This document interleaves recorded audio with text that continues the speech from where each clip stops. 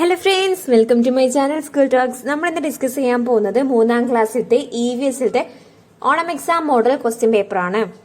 നിങ്ങൾക്ക് ഇവിടെ 6 ആക്ടിവിറ്റീസ് ആണുള്ളത്. 1 മുതൽ 6 വരെയുള്ള ആക്ടിവിറ്റീസിൽ ഏതെങ്കിലും 5 എണ്ണത്തിന് മാത്രം ആൻസർ ചെയ്താൽ മതി. ഫസ്റ്റത്തിൽ എ ക്വസ്റ്റ്യൻ എന്താണെന്ന് നോക്കാം. Butterflies are different in their colours and designs. ബട്ടർഫ്ലൈസ് അവരുടെ നിറത്തിലും ഡിസൈനിലും വളരെ വ്യത്യസ്തരാണ്. Here is an outline of an butterfly colour it. അപ്പൊ താഴെ തന്നിട്ടുള്ള ബട്ടർഫ്ലൈക്ക് കളർ ചെയ്യാനാണ് ഫസ്റ്റ് ക്വസ്റ്റ്യൻ. ഇനി നെക്സ്റ്റ് സെക്കൻഡ് ക്വസ്റ്റ്യൻ എന്താണെന്ന് നോക്കാം. Butterflies in our locality have different names. നമ്മുടെ ലൊക്കാലിറ്റിയിലുള്ള ബട്ടർഫ്ലൈസിന് വ്യത്യസ്ത പേരുകളുണ്ട്. Write the name of a butterfly you have seen. നിങ്ങൾ കണ്ടിട്ടുള്ള ഒരു ബട്ടർഫ്ലൈയുടെ ഒരു നെയിം എഴുതാനാണ് പറഞ്ഞിട്ടുള്ളത്. Common mormon, common tiger, blue tiger, ഇതൊക്കെ വ്യത്യസ്ത ബട്ടർഫ്ലൈസിന്റെ നെയിംസ് ആണ്. Next question, have you observed the life cycle of a butterfly. ഒരു ബട്ടർഫ്ലൈയുടെ ലൈഫ് സൈക്കിൾ എങ്ങനെയാണെന്ന് നിങ്ങൾക്ക് അറിയാമോ? Fill up the blanks. താഴെ തന്നിട്ടുള്ളത് ഫിൽ ചെയ്യാനാണ്. ഫസ്റ്റ് എഗ്, ലാവ, നെക്സ്റ്റ് എന്താണ് വരുന്നത് എന്നാണ് ചോദിച്ചിട്ടുള്ളത്. അടുത്തത് പ്യൂപ്പ ആണ് വരുന്നത്. അതിനുശേഷം ബട്ടർഫ്ലൈ, അതായത് ചിത്രശലഭം മുട്ടയിടുന്നു. മുട്ടയിൽ നിന്ന് പുഴു പുറത്തു വരുന്നു. അതാണ് ലാവ, കാറ്റർപില്ലർ. ഇനി അടുത്തത് പ്യൂപ്പ, പുഴു ഒരു കവചനത്തിനുള്ളിൽ മാറുന്നു. അതാണ് പ്യൂപ്പ. നെക്സ്റ്റ് ബട്ടർഫ്ലൈ, അതിൽ നിന്ന് മനോഹരമായ ചിത്രശലഭം പുറത്തു വരുന്നു. ഇനി അടുത്ത ഡി ചോദ്യം, children brought some plans to expand the butterfly park in the school. Help Mitra prepare the Haritha card gathering information of ഇലമുളച്ചി ആൻഡ് കറി ലീഫ് പ്ലാന്റ്. അവരുടെ സ്കൂളിലുള്ള ബട്ടർഫ്ലൈ പാർക്ക് എക്സ്പാൻഡ് ചെയ്യാൻ വേണ്ടിയിട്ട് കുറച്ച് പ്ലാന്റ്സ് കുട്ടികൾ കൊണ്ടുവന്നിട്ടുണ്ട്. Help Mitra prepare the Haritha card. ഈ Haritha card ഉണ്ടാക്കാൻ വേണ്ടിയിട്ട് മിത്രേനെ സഹായിക്കാനാണ് പറഞ്ഞിട്ടുള്ളത്. അപ്പൊ താഴെ എന്താണ് തന്നിട്ടുള്ളത്?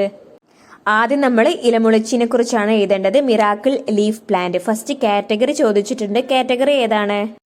ഹെർബാണ് category. Part used for planting. നമ്മൾ നടാൻ വേണ്ടിയിട്ട് ഏത് പാർട്ടാണ് ഉപയോഗിക്കുന്നത്? ലീഫാണ്. ഇനി ഫീച്ചേഴ്സ് ഓഫ് ദി ലീവ്സ്. ലീവ്സിന്റെ ഇലകളുടെ പ്രത്യേകത എന്താണ്? ഗ്രീൻ, പച്ച നിറത്തിലാണ്, തിക്ക്, കട്ടിയുള്ളതാണ്, ആൻഡ് ഫ്ലഷി ലീവ്സ് ആണ്. Features of the stem. സ്റ്റെമ്മിന്റെ പ്രത്യേകത എന്താണ്? സോഫ്റ്റ് ആണ്, ഗ്രീൻ സ്റ്റെമ്മും ആണ്, ഗ്രീൻ കളറും ആണ്. നെക്സ്റ്റ് കറി ലീവ്സിനെ പറ്റിയാണ് ചോദിച്ചിട്ടുള്ളത്. കറിവേപ്പില.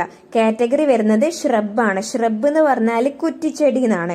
ഇനി അടുത്തത് പാർട്ട് യൂസ്ഡ് ഫോർ പ്ലാന്റിംഗ്. നമ്മൾ നടാൻ വേണ്ടിയിട്ട് ഉപയോഗിക്കുന്ന ഭാഗം ഏതാണ്? സ്റ്റെം ആണ്. ഇനി ഫീച്ചേഴ്സ് ഓഫ് ദി ലീവ്സ്. ലീവ്സിന്റെ പ്രത്യേകത എന്താണ്? ഗ്രീൻ കളർ ആണ്, സ്മോൾ ആണ്, അരോമാറ്റിക് ആണ്. ഇനി ഫീച്ചേഴ്സ് ഓഫ് ദി സ്റ്റെം. സ്റ്റെമ്മിന്റെ പ്രത്യേകത എന്താണ്? ഹാർഡ് ആണ്, കട്ടിയുള്ളതാണ്, ആൻഡ് വുഡി ആണ്. ഇവിടെ ലീവ്സിന്റെ പ്രത്യേകതയിൽ അരോമാറ്റിക് എന്ന് പറഞ്ഞിട്ടുണ്ട്. അരോമാറ്റിക് എന്ന് പറഞ്ഞാൽ നല്ല സുഗന്ധമുള്ള എന്നാണ് മീനിങ് വരുന്നത്. ഇനി അടുത്തത് വുഡി എന്ന് പറഞ്ഞാൽ തടിയുള്ള സ്റ്റെം എന്നാണ് കേട്ടോ. ഇനി നെക്സ്റ്റ് ആക്ടിവിറ്റി 2 ആണ്. Draw lines and connect the creatures with their ways of movement. താഴെ കുറച്ച് ക്രിയേച്ചേഴ്സ്, കുറച്ച് ജീവികളുടെ നെയിംസ് തന്നിട്ടുണ്ട്. അവരുടെ മൂവ്മെന്റിനനുസരിച്ചിട്ട് മാച്ച് ചെയ്യാനാണ് പറഞ്ഞിട്ടുള്ളത്. സ്നേക്ക് എന്താണ് ചെയ്യുക? വാക്ക് ആണോ, ഫ്ലൈ ആണോ, ക്രൗൾ ആണോ, സ്വിം ആണോ? അതേപോലെ ഫിഷ് എന്താണ് ചെയ്യുക? അതേപോലെ മാൻ എന്താണ് ചെയ്യുക? അതേപോലെ ക്രോ എന്താണ് ചെയ്യുക? സോ നമുക്ക് ആൻസർ ചെയ്യാം. സ്നേക്ക് എന്താണ് ചെയ്യുക? ഇഴയുകയാണ് ചെയ്യുക. ഇഴയുക എന്നുള്ളതിന്റെ ഇംഗ്ലീഷ് ക്രോൾ എന്നാണ്. അടുത്തത് ഫിഷ്. ഫിഷ് വെള്ളത്തിലാണല്ലേ ഉണ്ടാവുക. ഫിഷ് നീന്താണ് ചെയ്യുക. സ്വിം. മാൻ നമ്മളൊക്കെ എന്താ ചെയ്യുക? വാക്ക്, നടക്കുകയാണ് ചെയ്യുക. ഇനി ക്രോ ആകാശത്തൂടെ കാക്ക പറക്കുകയാണല്ലേ ചെയ്യുക. So fly. Next B question എന്താണെന്ന് നോക്കാം. Observe the picture below. താഴെ തന്നിട്ടുള്ള പിക്ചർ ഒബ്സർവ് ചെയ്യാനാണ്, നിരീക്ഷിക്കാനാണ് പറഞ്ഞിട്ടുള്ളത്. Write the body feature of the duck and the child based on their movement. ഇവരുടെ മൂവ്മെന്റിനനുസരിച്ച് ബോഡി ഫീച്ചർ എഴുതാനാണ് പറഞ്ഞിട്ടുള്ളത്. ആരുടെയൊക്കെയാണ്? ഡക്ക്, താറാവിന്റെയും, ഒരു ചൈൽഡ്, ഒരു കുട്ടിയുടെയും. ഡക്കിൻ്റെത് വരുന്നത് വെബ്ഡ് ഫീറ്റ് ആണ്. Helps it to swim. താറാവുകളുടെ വെബ്ഡ് ഫീറ്റ്, അതായത് വിരലുകൾക്കിടയിലെ ചർമ്മം ചേർന്ന കാലുകളാണ് താറാവിനെ സഹായിക്കുന്നത്. എന്തിനെ? നീന്താൻ വേണ്ടിയിട്ട് സഹായിക്കുന്നത്. അടുത്തത് ചൈൽഡാണ്. ചൈൽഡിന് ലെഗ്സ് ആൻഡ് ഫീറ്റ്, നമ്മുടെ കാലുകളും കാൽപാദവുമാണ് നടക്കാൻ വേണ്ടിയിട്ടാണ് സഹായിക്കുന്നത്. ടു വാക്ക്, നടക്കാൻ വേണ്ടിയിട്ട്.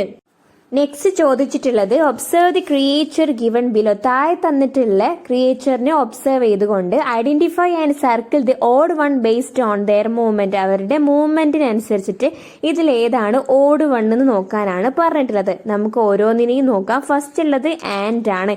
ആൻഡ് എന്ന് പറഞ്ഞാൽ ഉറുമ്പ്. ഉറുമ്പ് എന്താണ് ചെയ്യുക? വാക്ക്, നടക്കുകയാണ് ചെയ്യുക. അടുത്തത് എലിഫന്റ്, ആനയാണ്. ആനയും നടക്കുകയാണ് ചെയ്യുക. അടുത്തത് കൗ, പശു. പശു നടക്കുകയാണ് ചെയ്യുക. എന്നാൽ മുതല, ക്രോക്കോഡൈൽ എന്താണ് ചെയ്യുക?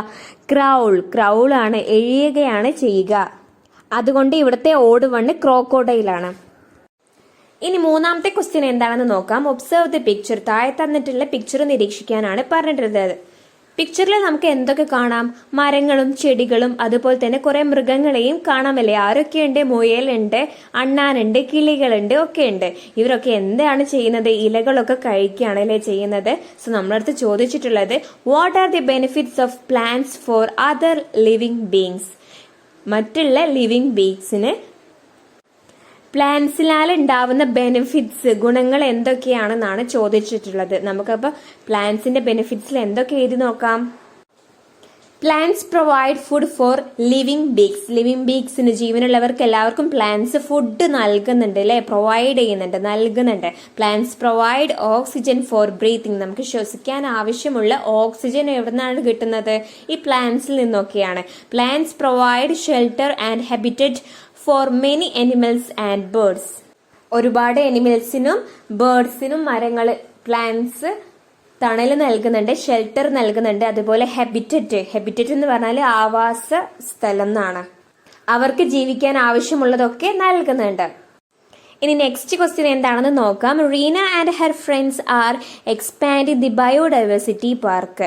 റീനയും അവരുടെ ഫ്രണ്ട്സും ബയോഡൈവേഴ്സിറ്റി പാർക്ക് എക്സ്പാൻഡ് ചെയ്യാണ്. അപ്പൊ അതിന് വേണ്ടിയിട്ട് for these they prepared a list of plants in the park. ഒരു പ്ലാന്റ്സിന്റെ ലിസ്റ്റ് തന്നെ അവർ റെഡിയാക്കിയിട്ടുണ്ട്. Help them categorise these plants. Write also the criteria in the relevant columns.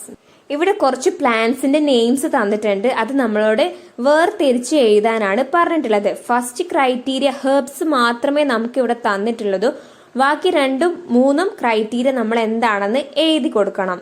നമുക്കിവിടെ തന്നിട്ടുള്ള പ്ലാന്റ്സ് റോസ്, മുക്കുട്ടി, ഹിബിസ്കസ്, മാംഗോ ട്രീ മാവ്, പ്ലാന്റെയിൻ, തുമ്പ, jackfruit tree, tulsi, banyan tree ഇവരെയാണ് നമുക്ക് തന്നിട്ടുള്ളത്.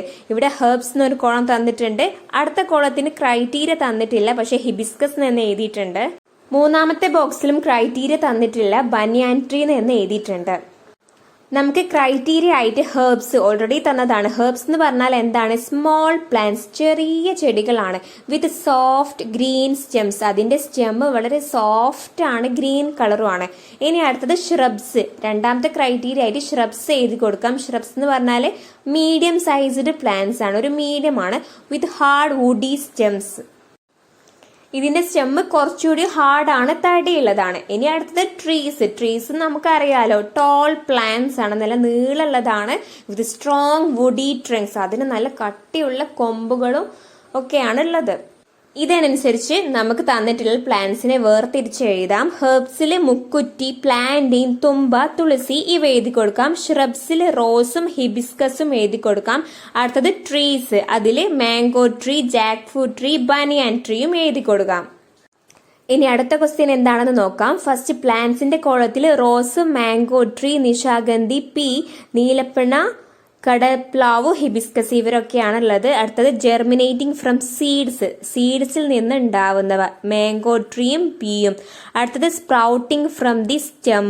റോസ് ഉണ്ട്, നിശാഗന്ധി വരുന്നുണ്ട്, നീലപ്പണ വരുന്നുണ്ട്, ഹിബിസ്കസ് വരുന്നുണ്ട്. അടുത്തത് സ്പ്രൗട്ടിംഗ് ഫ്രം ദ ലീവ്സ്. ഏതാണ് വരുന്നത്? നീലപ്പണ വരുന്നുണ്ട്. അടുത്തത് സ്പ്രൗട്ടിംഗ് ഫ്രം ദി റൂട്ട്സ്. കടലപ്പാവ് വരുന്നുണ്ട്. ഇനി നിങ്ങളടുത്ത് ചോദിച്ചിട്ടുള്ളത് new plants are produced from various part of the plants. നമ്മൾ പുതിയൊരു ചെടി എങ്ങനെയാണ് ഉണ്ടാക്കുന്നത്? പുതിയൊരു പ്ലാന്റ് ഉണ്ടാക്കുന്നത് മറ്റേ പ്ലാന്റിന്റെ ഒന്നെങ്കിൽ സീഡ് ഉപയോഗിച്ചിട്ടായിരിക്കും, അല്ലെങ്കിൽ സ്റ്റെം ഉപയോഗിച്ചിട്ടായിരിക്കും, അല്ലെങ്കിൽ ലീവ്സ് ഉപയോഗിച്ചിട്ടായിരിക്കും. നമുക്ക് മുകളിൽ തന്നിരിക്കുന്ന പ്ലാന്റ്സിന്റെ ഓരോന്നും വ്യക്തമായിട്ട് ടിക്ക് ചെയ്ത് മാർക്ക് ചെയ്ത് കാണിച്ചിട്ടുണ്ട്. അത് അനലൈസ് ചെയ്ത് താഴെ ടേബിളിലേക്ക് സെന്റൻസ് ആക്കി എഴുതാനാണ് നമ്മളടുത്ത് പറഞ്ഞിട്ടുള്ളത്. സോ നമുക്കൊന്ന് എഴുതി നോക്കാം. ഇവിടെ എല്ലാ പോയിന്റും തന്നിട്ടുണ്ട്, അതൊരു സെന്റൻസ് ആക്കി എഴുതിയെടുത്താൽ മാത്രം മതി. നമുക്ക് എങ്ങനെ എഴുതി കൊടുക്കാം? New plants are produced from various part of plants. ഇത് ക്വസ്റ്റ്യനിൽ ഓൾറെഡി തന്നിട്ടുണ്ട് അല്ലേ? പുതിയ പ്ലാന്റ്സ് മറ്റൊരു പ്ലാന്റിന്റെ ഡിഫറെന്റ് പാർട്സിൽ നിന്നാണ് നമുക്ക് ഉണ്ടാക്കാൻ കഴിയുന്നത്. മാംഗോ ട്രീയുടെ അതേതാ? Mango trees germinate from seeds. Roses sprout from the stem. Nishagandhi sprouts from the stem.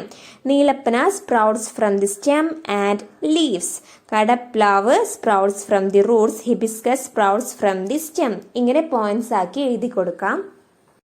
Next question, which of the following shows the stages of the growth of pea plant? Put a tick mark against the right one. താഴെ 3 പിക്ചറിലും different stages of growth, ഒരു ചെടിയുടെ വളർച്ചയുടെ different stages ആണ് ഇതിലേതാണ് P പ്ലാന്റിന്റെ correct ആയിട്ടുള്ള stages of growth എന്നാണ് നമ്മളടുത്ത് ചോദിച്ചിട്ടുള്ളത്. ഇതിൽ കറക്റ്റ് ആയിട്ടുള്ള answer P plant second picture ആണ് കേട്ടോ. കാരണം ആദ്യം സീഡിൽ റൂട്ട് വരുന്നു, റൂട്ട് വന്നതിന് ശേഷമാണ് മുകളിലേക്ക് ആ ഒരു മുള വരുന്നത്, അതിന് ശേഷമാണ് അത് വലുതായിട്ട് വരുന്നത്. തേർഡ് പിക്ചറിലൊക്കെ മുള വന്നതിന് ശേഷമാണ് റൂട്ട് വരുന്നത്. അങ്ങനെയല്ല, ഫസ്റ്റ് സീഡ് വലുതായിട്ട് പിന്നെ റൂട്ട് വന്നതിന് ശേഷമാണ് മുള വരുന്നത്. അതാണ് ഇതിന്റെ ഒരു സ്റ്റെപ്പ്. നെക്സ്റ്റ് ഫിഫ്ത്ത് ക്വസ്റ്റ്യൻ എന്താണെന്ന് നോക്കാം. Food fest is going on the forest. കാട്ടിൽ ഫുഡ് ഫെസ്റ്റ് നടന്നുകൊണ്ടിരിക്കുകയാണ്. Mittu monkey prepared a list of food items eaten by different creature. Look at the table. അങ്ങനെ മിട്ടുമങ്കി ഒരു ഫുഡ് ലിസ്റ്റ് ഉണ്ടാക്കുകയാണ്. വ്യത്യസ്തമായ ക്രിയേച്ചേഴ്സ് കഴിക്കുന്ന വ്യത്യസ്തമായ ഫുഡ് ഐറ്റംസിന്റെ ലിസ്റ്റ് ആണ് ഉണ്ടാക്കിയിട്ടുള്ളത്. First bear, fruits, small creatures തന്നിട്ടുണ്ട്. Elephant, grass, fruits. Eagle, meat, fish. Crow, meat, fruits. Tiger, meat. Deer, grass എന്നിങ്ങനെ തന്നിട്ടുണ്ട്. Food items for the creatures were arranged in 3 counters. From which counters should the creature get their food? Complete the table. അപ്പൊ താഴെ നമുക്ക് herbivorous, carnivorous, omnivorous എന്നിങ്ങനെ വേർതിരിച്ച് എഴുതിയിട്ടുണ്ട്. ഇതിൽ കറക്റ്റായിട്ട് വരുന്നത് ഏതൊക്കെയാണെന്നാണ് ചോദിച്ചിട്ടുള്ളത്. ഹെർബിവോറസ് എന്ന് പറഞ്ഞാല് പ്ലാന്റ്സ് മാത്രം കഴിക്കുന്ന ക്രിയേച്ചേഴ്സ് ആണ് ഹെർബിവോറസ്. അതിൽ ആരൊക്കെ വരും? എലിഫന്റ്, ഡീർ, ഇവര് പ്ലാന്റ്സ് മാത്രമാണ് കഴിക്കുക. അടുത്തത് കാർണിവോറസ്. കാർണിവോറസ് എന്ന് പറഞ്ഞാല് ഫ്ലഷ് കഴിക്കുന്നവരാണ്, അതായത് മാംസം, മറ്റുള്ള ജീവികളുടെ മാംസമൊക്കെ കഴിക്കുന്നതാണ് കാർണിവോറസ്. അതിൽ ഈഗിള്, ടൈഗർ എന്നിവ ഉൾപ്പെടും. നെക്സ്റ്റ് ഒംനിവോറസ് ആണ്. പ്ലാന്റ്സും കഴിക്കും, അതേപോലെ തന്നെ മാംസവും കഴിക്കും. അതാണ് ബിയറും ക്രോയും. ഈ നെക്സ്റ്റ് ക്വസ്റ്റ്യൻ എന്താണെന്ന് നോക്കാം. Mittu and the team served the food items in the counters based on the body features of the creature. ക്രിയേച്ചേഴ്സിന്റെ ബോഡി ഫീച്ചേഴ്സ്, അവരുടെ ശരീരത്തിന്റെ പ്രത്യേകത അനുസരിച്ചിട്ടാണ് ഫുഡ് കൗണ്ടറിൽ ഫുഡ് സേവ് ചെയ്തിട്ടുണ്ടായിരുന്നത്. What are the body features which have the following creatures in gathering food? ഓരോ ജീവിക്ക് ഭക്ഷണം കണ്ടെത്താനും എടുക്കാനും സഹായിക്കുന്ന ശരീരത്തിലെ പ്രത്യേകത, ബോഡി ഫീച്ചേഴ്സ് ഏതൊക്കെയാണെന്നാണ് ചോദിച്ചിട്ടുള്ളത്. ഇവിടെ ടൈഗറും ഈഗിളുമാണ് തന്നിട്ടുള്ളത്. അപ്പൊ ടൈഗറിന്റെയും ഈഗിളിന്റെയും ബോഡി ഫീച്ചർ ഏതാണ്? ടൈഗറിന്റേത് വരുന്നത് ഷാർപ്പ് ടീത്ത്, മൂർച്ചയുള്ള പല്ലുകളും നഖങ്ങളും. ഈഗിളിന്റേത് ഷാർപ്പ് ബീക്ക് ആൻഡ് ക്ലോസ്, മൂർച്ചയുള്ള കൊക്കും. ബീക്ക് എന്ന് പറഞ്ഞാൽ കൊക്കാണ്, അതേപോലെ ക്ലോസ് നഖങ്ങളും. Next question, put cross mark against the wrong statement related with frog. ഫ്രോഗുമായി, തവളയുമായി ബന്ധപ്പെട്ട താഴെ തന്നിട്ടുള്ളതിൽ ഏതാണ് തെറ്റായിട്ടുള്ള സ്റ്റേറ്റ്മെന്റ് എന്നാണ് ചോദിച്ചിട്ടുള്ളത്. Lives in water and land. അതെ, ഫ്രോഗിന് വെള്ളത്തിലും കരയിലും ജീവിക്കാൻ കഴിയും അല്ലേ. ഇനി അടുത്തത്, ഈറ്റ് സ്മോൾ ക്രിയേച്ചേഴ്സ്. ഫ്രോഗ് ചെറിയ ക്രിയേച്ചേഴ്സ്, ചെറിയ ജീവികളെ കഴിക്കും, അതും ശരിയാണ്. Cannot catch pray stroking out the sticky tongue. ഒട്ടിപ്പിടിക്കുന്ന നാവ് പുറത്തേക്ക് നീട്ടി ഇരയെ പിടിക്കാൻ കഴിയില്ല എന്നാണ് ഇവിടെ പറഞ്ഞിട്ടുള്ളത്. അപ്പൊ അതാണ് റോങ് സ്റ്റേറ്റ്മെന്റ്. അപ്പൊ സ്റ്റിക്കി ടങ്ക് എന്ന് പറഞ്ഞാൽ ഒട്ടിപ്പിടിക്കുന്ന നാവ് എന്നാണ്. പ്രേ എന്ന് പറഞ്ഞാൽ ഇര എന്നാണ്. സ്റ്റിക്കിംഗ് ഔട്ട് എന്ന് പറഞ്ഞാൽ പുറത്തേക്ക് നീട്ടുക എന്നാണ്. Can swim and jump. തവളയ്ക്ക് നീന്താനും ചാടാനും കഴിയുമല്ലേ. അപ്പൊ ഇവിടുത്തെ തെറ്റായിട്ടുള്ള സ്റ്റേറ്റ്മെന്റ് എന്താണ്? മൂന്നാമത്തെ സ്റ്റേറ്റ്മെന്റ് ആണ്. ഇനി ആറാമത്തെ ചോദ്യം എന്താണെന്ന് നോക്കാം. ഇവിടെ ഒരു കുട്ടി ഇങ്ങനെ ആലോചിച്ച് നിൽക്കുകയാണ്. എന്താണ്? Is the amount of rainfall in the surroundings of school and house the same? നമ്മളുടെ സ്കൂളിന്റെ ചുറ്റുഭാഗത്തുള്ള മഴയുടെ അളവും നമ്മളുടെ വീട്ടിലുള്ളതും സെയിം ആണോ എന്നാണ് അത് കുട്ടി ആലോചിക്കുന്നത്. Neena and her friends are making a rain gauge to measure rainfall. മഴയുടെ അളവ് അളക്കുന്നതിനായി നീനയും കൂട്ടുകാരും ഒരു റെയിൻ ഗേജ് ഉണ്ടാക്കുകയാണ്. താഴെ നൽകിയിരിക്കുന്ന വസ്തുക്കളിൽ നിന്ന് റെയിൻ ഗേജ് ഉണ്ടാക്കാൻ ഏത് വസ്തുക്കളാണ് തിരഞ്ഞെടുക്കേണ്ടതെന്നാണ് ചോദിച്ചിട്ടുള്ളത്. നമുക്ക് ഫ്യൂനലും റൂളറും കണ്ടെയ്നറുമാണ് ഇതിനാവശ്യമായിട്ടുള്ളത്. അപ്പോൾ ഈ പിക്ചറിൽ ഞാൻ മാർക്ക് ചെയ്തിട്ടുണ്ട്. ഇനി നമ്മളടുത്ത് പറഞ്ഞിട്ടുള്ളത് ഒരു റെയിൻ ഗേജിന്റെ ചിത്രം വരയ്ക്കാനാണ്. അടുത്ത C question, where can we fix the rain gauge to measure the rainfall. Tick mark ഇടാനാണ്. താഴെ കുറച്ച് ഓപ്ഷൻസും തന്നിട്ടുണ്ട്. നമുക്ക് റെയിൻ ഗേജ് എവിടെ വെക്കാം? Under the tree, in an open place, on a place where water falls from the roof. Under the tree എന്ന് പറഞ്ഞാൽ ഒരു മരത്തിന്റെ ചുവട്ടിൽ, ഇൻ ആൻ ഓപ്പൺ പ്ലേസ് ഒരു തുറന്ന സ്ഥലത്ത്, on a place where water falls from the roof റൂഫിൽ നിന്ന് വെള്ളം വീഴുന്ന ഒരു സ്ഥലത്ത്. നമുക്ക് എവിടെയാണ് വെക്കേണ്ടത്? ഇൻ ആൻ ഓപ്പൺ പ്ലേസ് ഒരു തുറന്ന സ്ഥലത്താണ് നമ്മൾ റെയിൻ ഗേജ് വെക്കേണ്ടത്. സോ ഫ്രണ്ട്സ്, ഈ ക്വസ്റ്റ്യൻസ് ഇവിടെ അവസാനിച്ചിരിക്കുകയാണ്. നിങ്ങൾക്ക് ഈ വീഡിയോ ഇഷ്ടമായാൽ ചാനൽ ഒന്ന് സപ്പോർട്ട് ചെയ്യുക, സബ്സ്ക്രൈബ് ചെയ്യുക. So thank you for watching.